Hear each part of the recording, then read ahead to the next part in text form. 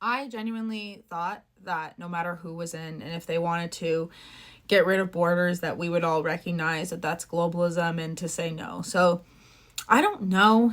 I understand the appeal of someone like Alberta becoming the 51st state because Ottawa has treated them like absolute garbage. And so does the rest of Canada, to be honest. Like, they already call them the Texas of Canada and treat them like garbage, despite them literally powerhousing the rest of the country.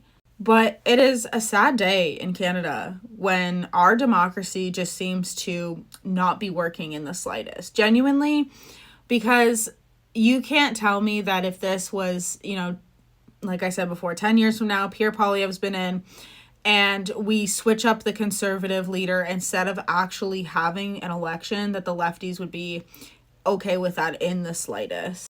I can't believe that they're so okay with Mark Carney with this when, Jagmeet Singh could be the prime minister. Why wouldn't you guys want to come together, even if it's with conservatives, to get an election? So even, not the white privileged guy that you guys, say you hate so much is the leader of our country, and a man who is, I don't know what Jagmeet Singh is, but not white, okay? And that's what matters to the left. Just doesn't make any sense to me. It doesn't make any sense to me why you guys picked another white, straight male when you guys lecture us so much about these things, okay? And not only that, this man has photos with Ghislaine Maxwell because he's an elitist banker. He's been the governor of the Bank of Canada and Britain. And Britain has come out and warned us and said this is not a good idea. He completely tanked our country into the ground. If Jagmeet Singh truly doesn't allow us to have an election, I really don't know what's going to happen. Because the RCMP have already come out and said, listen, Canadians are on the verge of crashing out because they can't afford food. And all of a sudden, I don't know about you guys, but all of a sudden things do feel a lot tighter, which is why I'm encouraging you to like and comment and subscribe, because at this point, I genuinely am a little nervous. And my husband has a salary or gets paid, so much an hour that we should not be worrying right now at all. We should have actually a lot of extra money. But when you have a car payment, because our van was broken, there was no way of continuing with the van. I just found a video the other day of it clicking 100 times and me sitting there like, the heat didn't work. I can't live in Northern Ontario and not have a van that has heat, okay?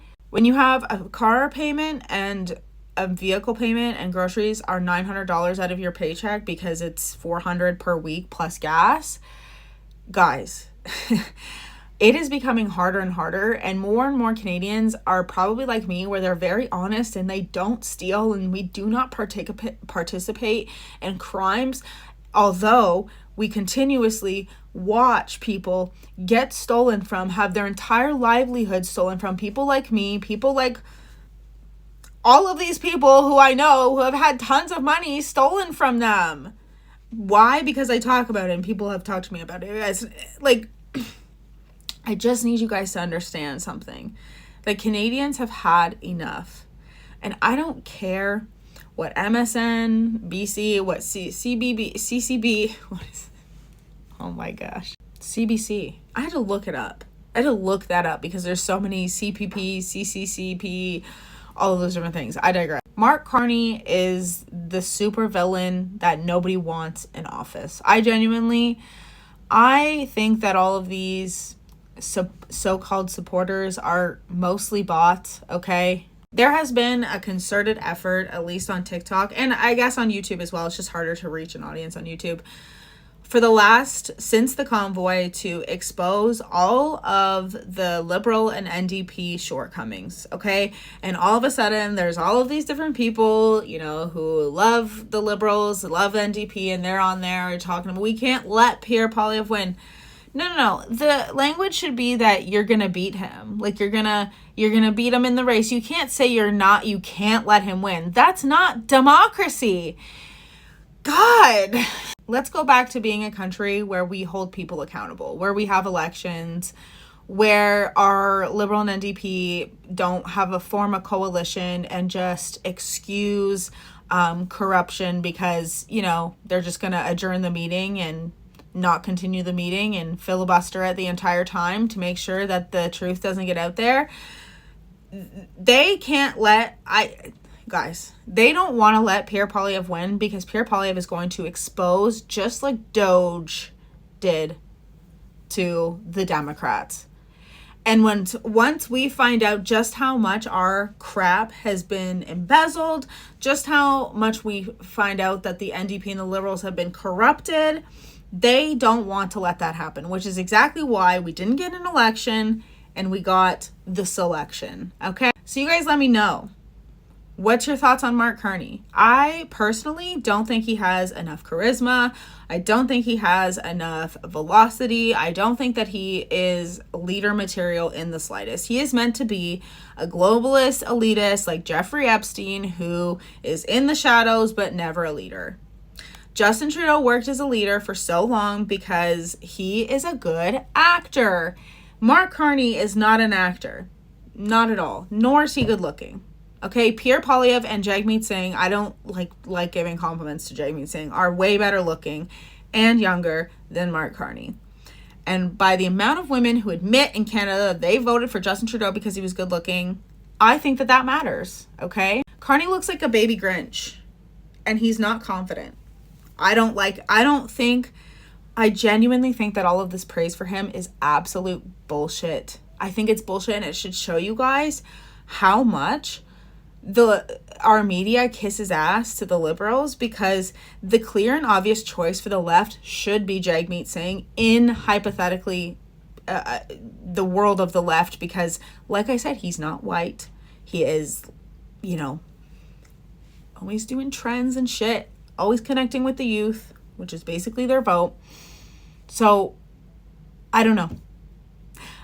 It's a dark day in Canada. It truly is, because this is super, super disappointing that this is allowed to happen. And I choose to, I'm going to start giving you guys some positivity at the end of my video. So I'm going to end the video here for what it has to do with Mark Carney. Okay. Let me know in the comments what you guys think. And I'm going to talk about something really quick. If you're still here, thanks for listening. Okay. Because it's really hard in Canada right now. And I know I might come on here and complain and be negative, but I need you guys to understand that when I go off of this app, I literally touch grass. I literally work out. I do ice baths. I'm listening to music.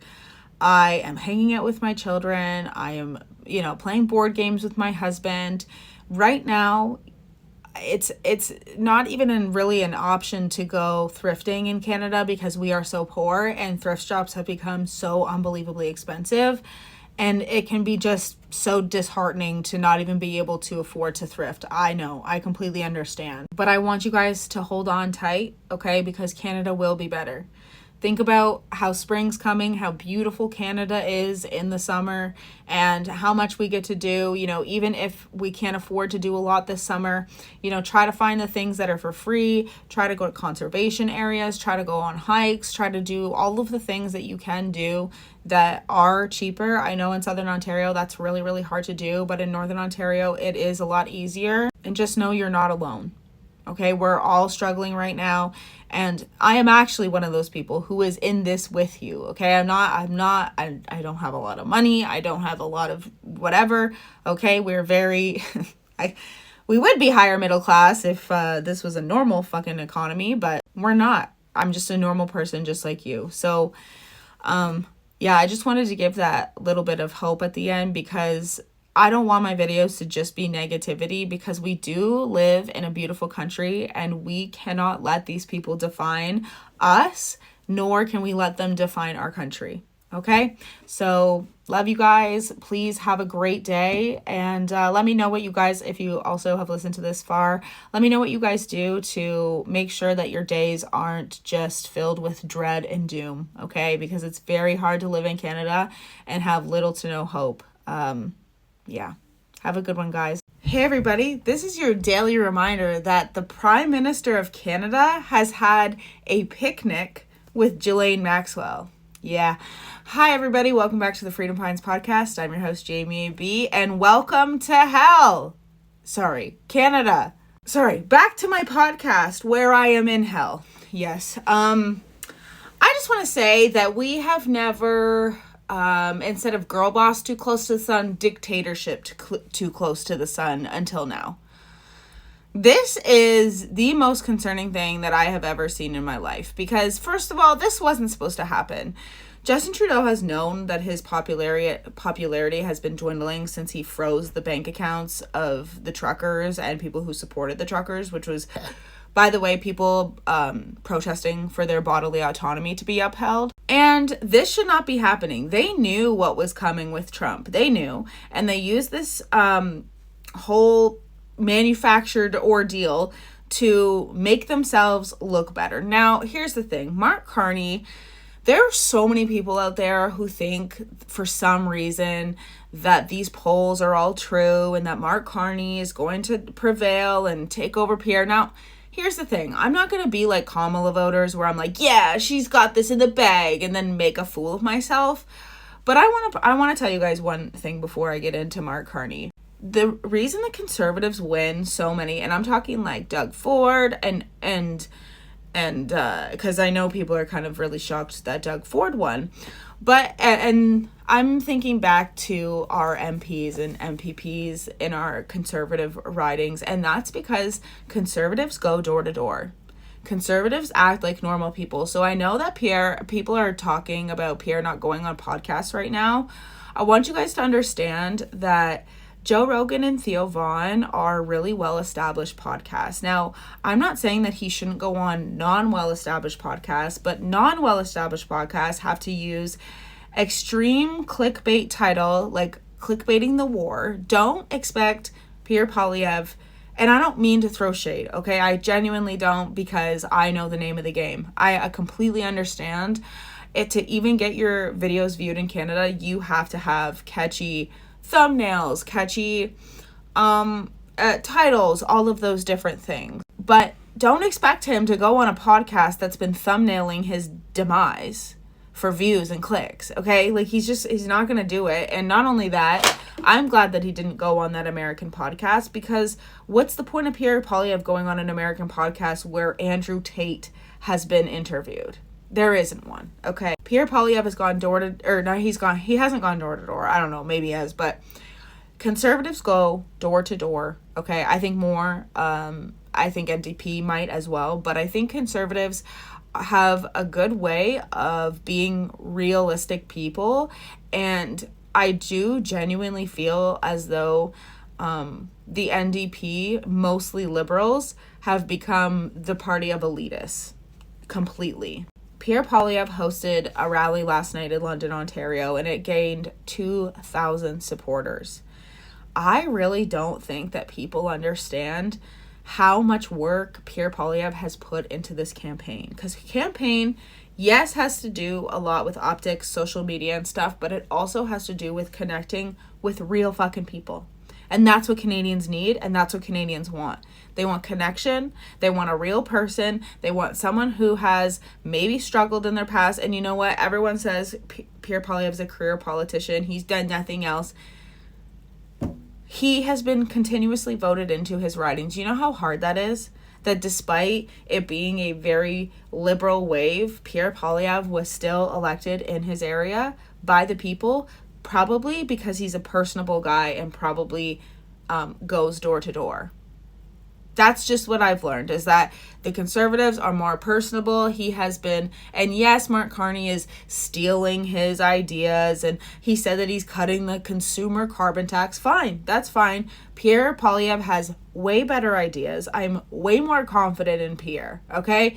I really don't understand this stitched effort from maybe even YouTubers or content creators I've seen where they're like, we need someone last minute. Are you guys serious?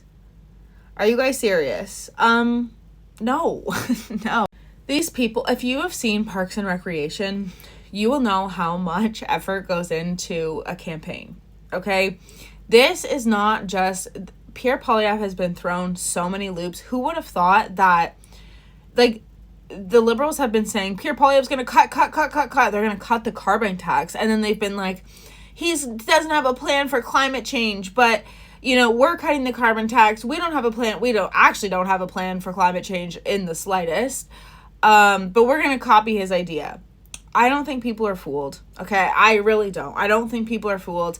I think maybe a select few of crazy people who are online, which I always need to remind myself of anyways, okay, who are going to be yapping, talking about the left, and they're always going to be louder than everybody else. Just like, I guess there was a counter protest of probably paid people by, ironically, unions, by the way. Yes, unions, because that's who was being paid to come and counter protest us at the Million Man March because we don't agree with the curriculum, okay? Not because we're hateful, because we don't agree with them teaching kids what homophobia is in the 4th grade, and then having your kids come home and be like, wait, people hate my uncle because he's gay? Yeah, we just don't have a problem with that. We do have a problem with that, but, you know, CUPE and all of the rest were paid to come and counter protest us, and as soon as their hours of being paid were done, they were gone.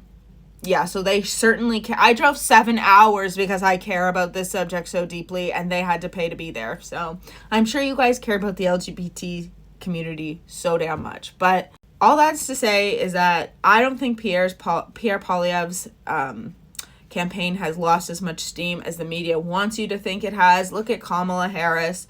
Honestly, you would have thought that she had it in the bag. Okay, now let's talk about Canada's newly elected dictator, Mark Carney, because this man has 0.3% of the vote. So if any lefty wants to say he was voted in fair and square, no, he wasn't. And don't pretend that if in 10 years from now, everybody's like protesting Pierre Poilievre because he's made some horrendous fascist decision, like locking people in their homes and forcing them to take a fucking vaccine, that you guys wouldn't be super fucking pissed right now with that the left wouldn't be pissed with the tariff war in the loom, okay? And there's talks that, you know, I don't trust this government so much that I genuinely don't believe that we will have a spring election. Now, that's just my pessimism. Realistically, I am begging, guys, how could I not throw another protest? How could we not protest? There was I tried to get the freedom protest going, not a convoy, a protest. I just call it a convoy because of the convoy. And some of the people who actually supported the convoy last time were calling me names like trailer trash and all of these different things because I wanted all of us to unite, even if you're on the left, and have an election. Okay, yeah. If I had to guess, I would say that some people are being pushed to paid to push the 51 state thing.